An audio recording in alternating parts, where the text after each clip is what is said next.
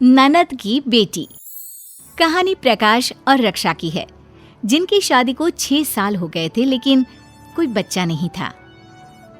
कितने दिन से कह रहा हूँ, चलकर एक बच्चा गोद ले लेते हैं, लेकिन तुम सुनो तब ना। बच्चा गोद ले लेते हैं? अरे पढ़े लिखे हो या नहीं, किसका बच्चा होगा, क्या खून, क्या रहन सहन, पालन पोषण। ना, मैं यूं ही किसी का बच्चा गोद नहीं ले सकती हूँ। रक्षा, बच्चा जो होता है ना, वो गीली मिट्टी की तरह होता है, जो आकार दोगी वो ले लेगा। रहने दो, खून का असर होता है, ये कहावत ऐसे ही नहीं बनी है। प्रकाश को रक्षा की कई बातें अच्छी नहीं लगती थी। वैसे ही रक्षा का मिजाज प्रकाश से काफी अलग था। एक रोज, यार तुम सारा दिन क्या ये यूट्यूब और मैगजीन देखती रहती हो? जाकर गांव में क्यों नहीं रहती हो माँ के पास? माँ के पास कैसे रहूं? कितनी बार तो उन्हें कहा है कि अकेली है, यहाँ आकर रह ले। अगर तुम्हारा रखने का मन होता तो खुद ही किसी तरह यहाँ ले आती उनको। देखो प्रकाश, तुम्हारी माँ को यहाँ लाने के लिए मैंने कितने सारे जतन किए थे। अगर तुम मुझे वहाँ भेजना चाहते हो तो बेसिक सुविधाएं तो बनवा दो, चली जाऊंगी कुछ दिनों के लिए। हाँ, और क्या, तुम तो कहीं भी चली जाओगी, बस बेसिक सुविधाएं होनी चाहिए। क्यों, मेरा तो कोई ख्याल ही नहीं है तुमको। रक्षा प्रकाश की बात पर सर पकड़ लेती है। एक ये ना, 2 तरह की बात मुझसे ना किया करो। खुद कह रहे हो कि माँ के पास जाकर रहो, फिर खुद ही कह रहे हो कि मेरा ख्याल नहीं है। प्रकाश प्लीज।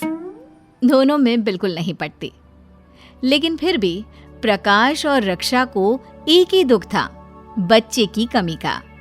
एक दिन, रक्षा, कल मीरा आ रही है, तुम उसके लिए गेस्ट वाला कमरा साफ कर देना।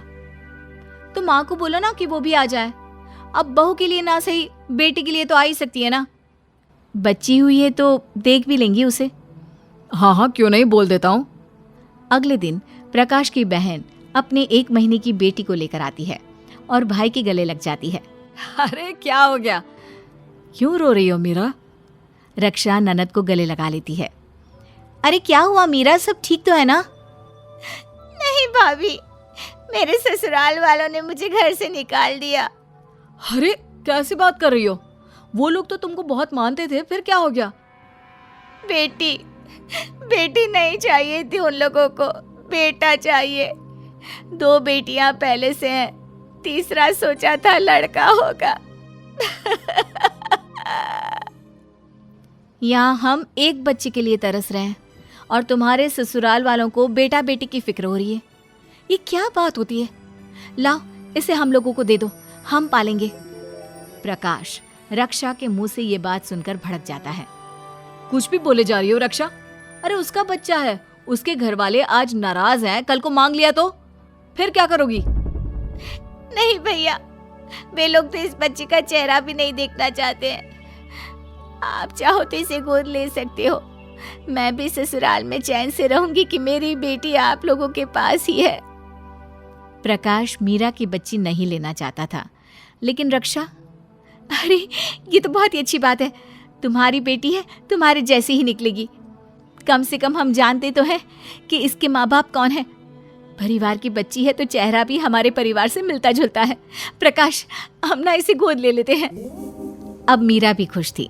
वो बच्ची को भाभी की गोद में देकर काम पर लग जाती है कि अगले रोज मीरा का पति भी आ जाता है। क्या है मीरा, जरा सी बात पर रूठ कर चली आती हो? जरा सी बात? तुम्हारे माता पिता ने साफ कह दिया कि बच्ची को नहीं रखेंगे, तो बताओ मैं क्या करती? अरे रोहन, आओ, क्या हो गया, घर में सब ठीक है ना? नहीं भैया, वो माँ को बेटी नहीं चाहिए थी, लेकिन मैं कोशिश करूंगा कि मना लूं। चलो मीरा, घर चलते हैं। तभी हाथ में बच्चा लिए रक्षा आ जाती है। ये तो बहुत अच्छा है कि मीरा को लेने आप खुद आए हैं। ये बच्ची आप लोग ले जाइए। मेरा क्या है, मेरे भाग्य में बच्चा होगा तो हो जाएगा। मैंने तो पहले ही कहा था रक्षा, बच्चे ऐसे गोद नहीं लिए जाते। अरे भैया, कैसी बात कर रहे हो? हम लोगों की बच्ची आप लोग रख ले, इससे अच्छी क्या बात हो सकती है? बाकी मेरी 2 बेटियां तो पहले से ही है, तीसरी हम लोगों ने सोचा था कि बेटा हो जाएगा। रोहन अपनी माँ को फोन करता है। माँ, वो प्रकाश भैया है ना, मीरा के भाई। हाँ पता है, क्या हुआ उसे? बच्चा हुआ कि नहीं अभी? नहीं माँ, अभी नहीं हुआ है। अरे उसकी शादी तो मीरा से भी पहले हुई थी। ये सही है, बहन बेटी पर बेटी पैदा की जा रही है और भाई को तो कोई औलाद ही नहीं। माँ वो हमारी तीसरी बेटी को गोद लेना चाहते हैं। अरे तो दे आना, दिया और बहू को ले आ। चलो अच्छा है, मामी माँ की तरह पालेगी, तुम लोगों के आंख के सामने रहेगी तो तुम लोगों को भी चैन रहेगा। ठीक है माँ, और हाँ हम लोग 2 दिन में आ जाएंगे। अब आए हैं तो कुछ दिन रह लेते हैं।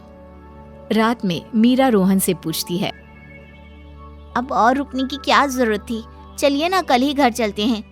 अरे नहीं मीरा, माना ये मेरी तीसरी बेटी है लेकिन है तो मेरी बेटी ना, ऐसे कैसे छोड़ दूं। देखो ये मेरे भाई का घर है, माँ होकर मैं नहीं सोच रही हूँ तो आपको क्या हो गया। देखो मीरा, मैं भी नहीं चाहता था कि ये बच्ची घर जाए। माँ का व्यवहार ऐसा है कि इसे वहाँ माहौल ठीक नहीं मिलेगा, लेकिन यह कैसे मान लूँ कि यहाँ मेरी बच्ची की परवरिश ठीक होगी।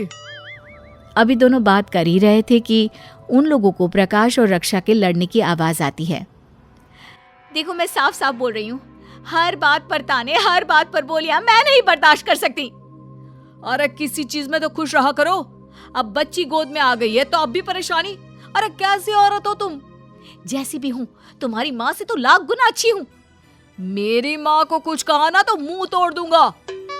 मीरा और रोहन दोनों की लड़ाई सुन रहे थे। मीरा रोहन की ओर देखती है और फिर अगली सुबह मीरा और रोहन बच्ची को लेकर जाने की तैयारी कर रहे होते हैं कि अरे मीरा, बच्ची कहाँ ले जा रही हो? भूल गई, अब ये हमारी बच्ची है। नहीं भाभी, हम लोगों ने डिसाइड किया है कि बच्ची को साथ रखेंगे। अरे ये क्या बात होती है, ये तो हम लोगों के इमोशंस के साथ खेलना हुआ, और ये सब इसी रक्षा के कारण। इसी को बच्चा गोद लेने की बहुत जल्दी थी ना। अच्छा, एक तो तुम्हारी बहन रोते रोते आई तो मैंने सोल्यूशन दिया उसके प्रॉब्लम का, और अब आप ये कह रहे हैं। दोनों एक बार फिर लड़ना शुरू कर देते हैं कि मीरा का पति रोहन बोल पड़ता है, देखिए मानो मेरी 2 बेटियां हैं और तीसरी बेटी को मैं नहीं चाहता था, लेकिन मैं इतना भी बुरा पिता नहीं हूँ कि बेटे को कहीं भी छोड़ दूँ। आप दोनों की हमेशा की इस तरह की लड़ाई से मेरी बच्ची को कैसी परवरिश मिलेगी ये तो मुझे दिख ही रहा है। चलो मीरा। मैं समझ गई, मुझे माफ कर दो, मैं अभी कभी नहीं लड़ूंगी। कैसी बात कर रही हो रक्षा, मैं भी कम नहीं हूँ, हमेशा चिढ़ाता रहता हूँ तुमको। अब मुझे माफ कर दो। रोहन मुस्कुराकर बच्ची को रक्षा को देता है और लीजिए, आप इसे संभालिए, चलते हैं हम।